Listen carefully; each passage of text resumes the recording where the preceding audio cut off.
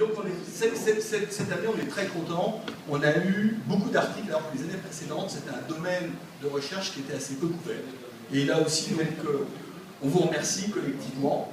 Et n'hésitez pas à faire passer le message que, voilà, que le jury apprécie aussi la diversité des articles dans cette catégorie. Donc, le premier article écrit par Shirish Srivastava d'HEC, qui est la performance des contrats de développement en offshore, le rôle des mécanismes de contrôle et de gouvernance. Le deuxième, écrit par Dominique Joly de Schema Business School, le développement d'une échelle à 2 dimensions, des technologies à destination des entreprises high-tech. Donc, après une remise en perspective des modèles qui ont été développés sur la décision de choix de technologie, leur remise en perspective dans 2 dimensions, l'attractivité des technologies et leur compétitivité. À partir de ça, la construction d'une métrique qui est testée pour aider et guider le choix du décideur sur les technologies.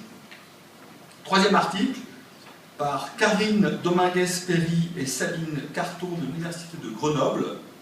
Donc, Moving Closer to the Fabric of Organizing Vision, the Case of a Trade Show. Et enfin, par Caroline Lambert d'HEC, rôle, autorité et implication de la fonction de management et de contrôle de gestion dans l'entreprise. Alors là, c'est une question alors, pour les consultants que l'on entend souvent. La fonction compta, gestion, contrôle de gestion est-elle effectivement un business partner? Qu'est-ce qui relève du mythe? Qu'est-ce qui relève de la réalité? Doit-elle le devenir? Est-ce une évolution souhaitable et une mise en perspective donc, de ce positionnement de la fonction contrôle de gestion, compta gestion par rapport aux opérations d'entreprise? J'invite Catherine Goutte et Pierre Saussira à me rejoindre pour remettre le prix.